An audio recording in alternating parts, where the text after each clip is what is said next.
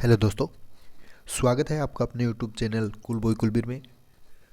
आज का वीडियो जो है ये हरियाणा पंचायती राज का तीसरा वीडियो है। इससे पहले दो वीडियो डाल चुके हैं जिसमें कि हम पंचायती राज से संबंधित क्वेश्चन आपको करवा रहे हैं जो ग्राम सचिव के एग्जाम में आने वाले हैं। क्वेश्चन इन्हीं में से आने वाले हैं, तो इन वीडियो को आप ज़रूर देख लें। ये हमारी 5 से 7 वीडियो बनेंगी बस। इसमें पूरा पंचायती राज जो है इम्पोर्टेंट जो आ सकता है वो हम करवा रहे हैं, तो आप ये वीडियो देखते रहें। इनकी पीडीएफ आपको टेलीग्राम के ऊपर मिल जाएगी, वहाँ से ले लीजिए। उसका लिंक डिस्क्रिप्शन बॉक्स में दिया गया है। साथ ही हरियाणा के किसी भी एग्जाम की अगर आप तैयारी कर रहे हैं तो उसके लिए हम लगातार प्रैक्टिस सेट डाल रहे हैं। 9 प्रैक्टिस सेट हमने डाल दिए हैं, आपने नहीं देखे हैं तो वीडियो के डिस्क्रिप्शन बॉक्स में मैं उस प्ले लिस्ट का ऑप्शन दे दूँगा, वहाँ से आप उनको देख सकते हैं। तो चलिए ज़्यादा समय ख़राब नहीं करेंगे, ये आज हमारा तीसरा वीडियो है इसका, ठीक है। तो यहाँ पे अनुच्छेद चल रहे थे हमारा, अनुच्छेद 243Y, इसमें वित्त आयोग का प्रावधान है। अनुच्छेद 243Z, इसमें नगर पालिकाओं के लेखाओं का संप्रेक्षण का प्रावधान है। 243ZA, इसमें नगर पालिकाओं के लिए चुनाव का प्रावधान है। 243ZB, इसमें संघ राज्यों का लागू होना है। 243ZC, इस भाग का कतिपय क्षेत्रों पर लागू न होना, ठीक है। और फिर इसके बाद है अनुच्छेद 243ZD, इसमें क्या है, जिला योजना के लिए समिति है। अनुच्छेद 243ZE, इसमें है महानगर योजना के लिए समिति। उसके बाद बात करते हैं अनुच्छेद 243ZE, इसके अंदर महानगर योजना के लिए समिति है। अनुच्छेद 243ZF, विद्यमान विधियों तथा नगर पालिकाओं का बना रहना। अनुच्छेद 243ZB, निर्वाचन संबंधी मामलों में न्यायालयों के हस्तक्षेप का वर्णन, ठीक है। ये इंपॉर्टेंट बात है, यहाँ पे देख लीजिए।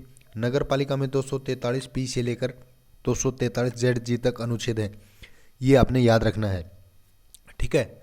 एक है भारत की पहली नगर पालिका परिषद 1687 से 1688 में मद्रास के अंदर जो है गठित हुई थी, ठीक है।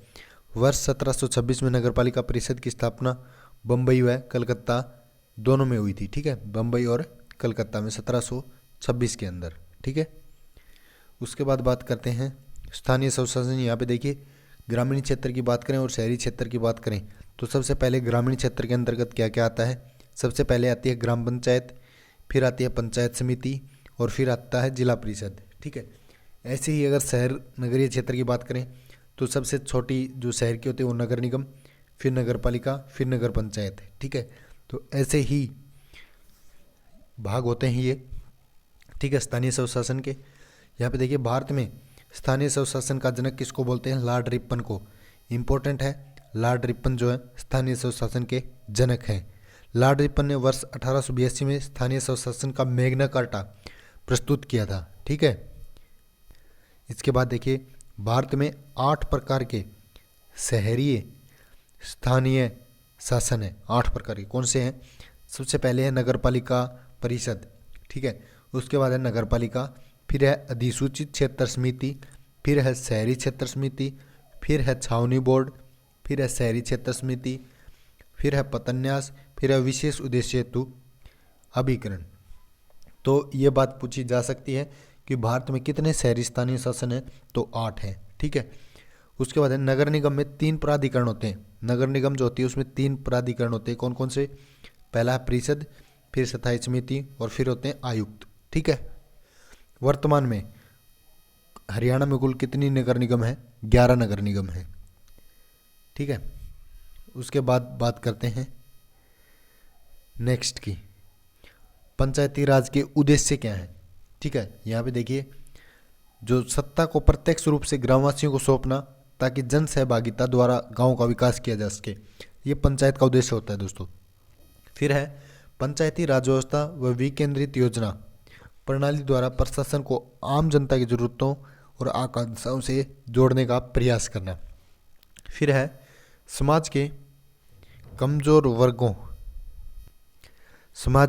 कमजोर वर्गों की नीति संबंधी निर्णयों में सहभागिता सुनिश्चित करना और लोकतांत्रिक विकेंद्रीकरण को सुदृढ़ करना, ठीक है। उसके बाद है पंचायती राज संस्थाओं को स्थानीय स्वायत्त शासी संस्थाओं के रूप में विकसित करना। उसके बाद बात करते हैं जो पंचायती राज है इसकी प्रमुख समस्याएं क्या है। सबसे पहला है कार्यों का स्पष्ट विभाजन नहीं। पंचायती राज संस्थाओं के लिए संविधान की 11वीं अनुसूची, कौन सी अनुसूची में आता है पंचायती राज? 11वीं अनुसूची में, इंपॉर्टेंट है। तो 11वीं अनुसूची में उल्लेखित किए गए 29 विषयों के संबंध में तीनों स्तर की पंचायत राज संस्थाओं के बीच स्पष्ट विभाजन नहीं किया गया है। ठीक है, इससे इसके क्रियान्वयन तथा उत्तरदायित्व निर्धारण में कठिनाइयाँ उत्पन्न होती हैं तथा विभिन्न कार्यों की जो है वो पुनरावृत्ति होती है। ठीक है, उसके बाद बात करते हैं वित्तीय संसाधनों की अपर्याप्तता। तो इसमें देखिए पंचायती राज संस्थाओं के पास स्वयं के वित्तीय संसाधनों की अत्यधिक कमी है। इन्हें राज्य सरकार द्वारा अल्प मात्रा में दी गई वित्तीय सहायता व अनुदानों पर निर्भर रहना पड़ता है। ठीक है, थर्ड है महिला प्रतिनिधियों का पुरुषों पर निर्भर होना। इन संस्थाओं में निर्वाचित अधिकांश महिलाएं निरक्षरता, सामाजिक रूढ़िवादिता, पर्दा प्रथा आदि कई कारणों से अपने कार्यों के संबंध में सक्रिय भूमिका नहीं निभा पा रही हैं तथा अधिकांशतः उनका कार्य परिवार के पुरुष सदस्यों द्वारा किया जा रहा है। इस प्रकार समाज में सरपंच पति, अध्यक्ष पति की एक अनौपचारिक जमात उत्पन्न हो गई है। ठीक है, तो इसके बाद है दलगत राजनीति। इसमें क्या है, इन संस्थाओं के चुनावों व कार्यप्रणाली में दलगत राजनीति का हस्तक्षेप बढ़ जाने से वातावरण दूषित हुआ है तथा कार्य संचालन में क्या आई है, बाधाएं आई हैं। उसके बाद है ग्रामीण विकास योजनाओं के निर्माण व क्रियान्वयन में पंचायती राज संस्थाओं की भागीदारी न के बराबर है। उन्हें राज्य व केंद्र सरकार द्वारा बनाई गई योजनाओं पर निर्भर रहना पड़ता है। ठीक है, ये तो पहला पेज कंप्लीट हो गया है। अब चलते हैं दूसरे पेज के ऊपर। यहाँ पे अब आई है बात नगर निगम की। तो कुल नगर निगम हरियाणा में कितने हैं? 11। पहला नगर निगम जो बना था 1994 में बना था, कौन सा? फरीदाबाद। फिर बना दूसरा गुरुग्राम, कब बना? 2008 में। और नई बनी है अब 11वीं, मानेसर बना है 23 दिसंबर 2020 को। इसका क्षेत्रफल 124.32 वर्ग किलोमीटर। ये इंपॉर्टेंट याद रखने योग्य बातें हैं, इनको याद रख लेना। आपके एग्जाम में ऐसे कैसे क्वेश्चन पूछे जा सकते हैं कि कुल नगर निगम कितनी है? 11 है। पहली कौन सी बनी है, दूसरी कौन सी है, नई कौन सी बनी है? ठीक है, उसके बाद यहाँ पे देखिए हिसार, रोहतक, पंचकुला, यमुनानगर, करनाल, अंबाला, पानीपत, इनको नगर निगम का दर्जा दिया गया था 2010 के अंदर। ठीक है, 10वें नगर निगम के रूप में सोनीपत का गठन किया गया था 1 जून 2015 को। 11वां हमने बता ही दिया, अभी मानेसर को 2020 में किया गया है। ठीक है, उसके बाद जनसंख्या के लिहाज से सबसे बड़ी नगर निगम कौन सी है? फरीदाबाद। इंपॉर्टेंट है। ठीक है, अब बात करते हैं जो पंचायती राज व्यवस्था में जो समितियां बनी थी वो, जो कि इंपॉर्टेंट है, आपके एग्जाम में पूछी जाएंगी इनमें से। सबसे पहले बात करते हैं जो बलवंत राय मेहता समिति है, इंपॉर्टेंट है। इसका गठन हुआ था 1957 के अंदर। और जो त्रिस्तरीय पंचायती राज व्यवस्था है इसका सुझाव बलवंत राय मेहता समिति ने ही दिया था। 3 स्तर कौन से? एक तो ग्राम स्तर पर पंचायत होती है, एक होती है खंड स्तर पर जो कि पंचायत समिति होती है, एक जिला स्तर पर जिला परिषद होती है। ठीक है, तो ये है, पहली थी ये तो बलवंत राय मेहता, जिसने कि इंपॉर्टेंट है इसमें त्रिस्तरीय पंचायती राज का सुझाव। उसके बाद दूसरी है सादिक अली समिति, जो कि 1964 में जिसकी शुरुआत हुई थी। ठीक है, इस समिति ने यह सुझाव दिया कि प्रधान व जिला प्रमुख के चुनाव में ग्राम पंचायतों के सभी सदस्य शामिल होने चाहिए। ठीक है, जो दूसरी समिति हुई थी, पहली 1957, दूसरी 1964। ठीक है, इस समिति ने यह सुझाव दिया कि जो प्रधान और जिला प्रमुख हैं उनके चुनाव में ग्राम पंचायतों के सभी सदस्य जो है वो शामिल होने चाहिए।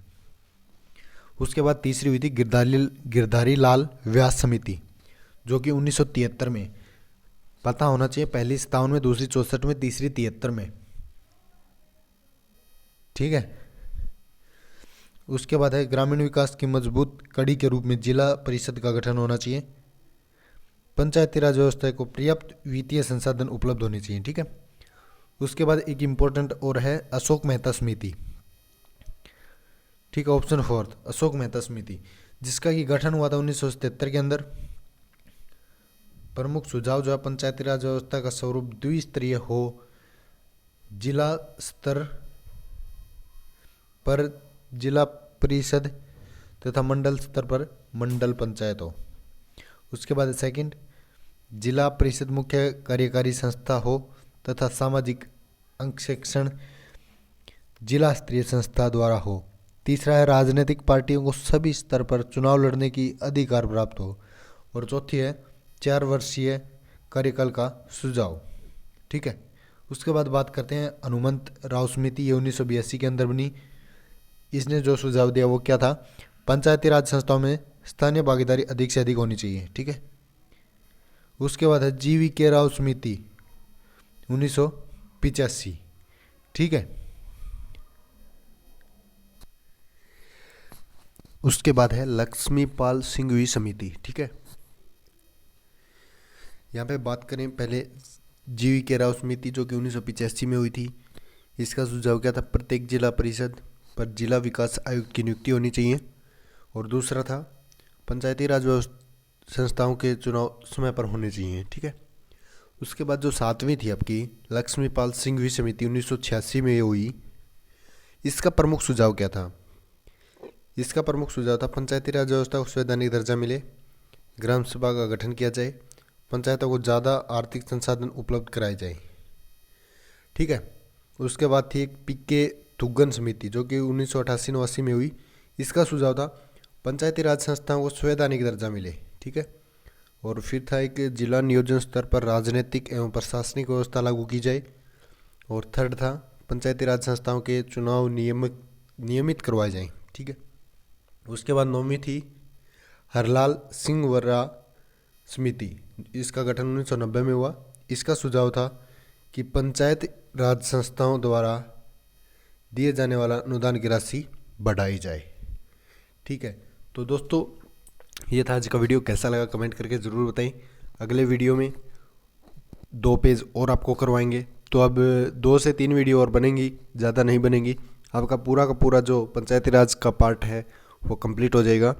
इस वीडियो को ज़्यादा से ज़्यादा शेयर करें और चैनल को सब्सक्राइब कर लें। आप सभी का इस वीडियो को यहाँ तक देखने के लिए तहे दिल से धन्यवाद।